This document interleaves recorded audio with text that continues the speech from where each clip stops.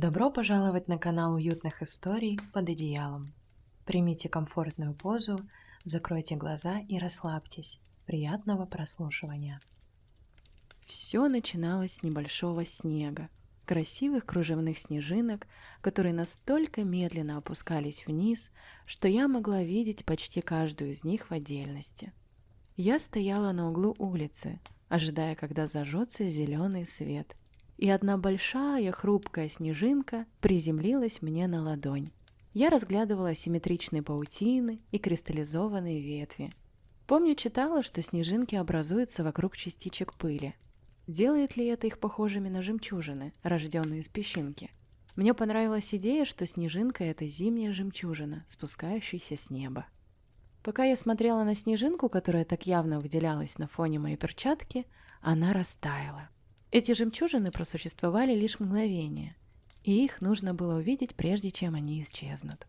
Зеленый загорелся, и я перешла дорогу, ощущая еще больше хлопьев на ладонях и ресницах. Я подошла к магазину, в который направлялась, стряхнула снег с плеч и щек, распахнула массивную входную дверь. Этот магазинчик я нашла несколько лет назад и сразу же влюбилась в его товары. С тех пор я его постоянный клиент. Здесь продают только специи. Вдоль стен бок о бок стояли полки с высокими стеклянными банками, каждая из которых была наполнена чем-то драгоценным и действенным, цветным и ароматным. Запах внутри казался многослойным, и чтобы как следует его впитать, я встала, балансируя на обеих ногах, закрыла глаза и глубоко вдохнула. Сначала я чувствовала легкий цветочный аромат лаванды и прованских трав.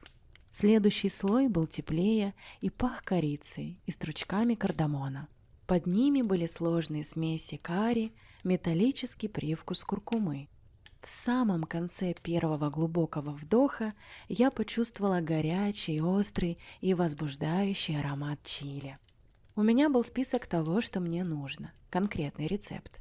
Однако, вопреки этому, я всегда находила время выбрать одну новую специю и взять ее с собой домой. Я направилась по проходам и провела пальцем по бумажным этикеткам на банках. Некоторые названия мне просто нравились по звучанию, как ампилопсис, который родом из Западной Африки, связан с имбирем и похож на кардамон, или пыльца фенхеля.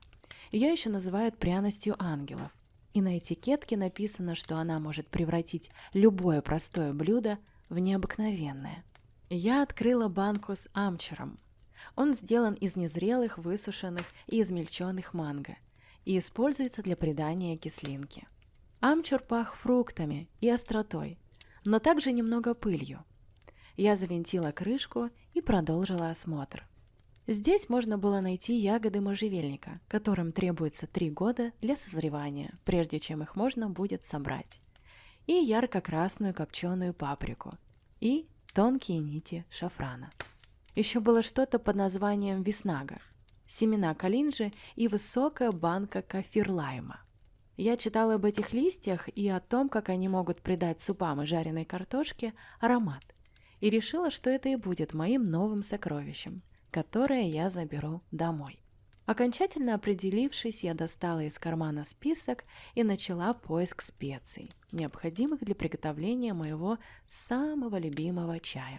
Какое-то время я пробовала разные рецепты и, наконец, остановилась на одном. Он был сладким и пряным, согревал меня в такие снежные дни, как сегодня. Дома лежал свежий корень имбиря, палочки корицы и гвоздика, так что с этим был полный порядок. Но мне не хватало стручков кардамона, черного перца, бадьяна и пары семян мускатного ореха. Я упаковала каждый ингредиент в маленькие бумажные конвертики, тщательно запечатывая их верхушки, и подумала о коллекции крошечных пустых баночек из-под варенья и горчицы, стоящих на полке для посуды дома, в ожидании, когда я наполню их моими новыми специями.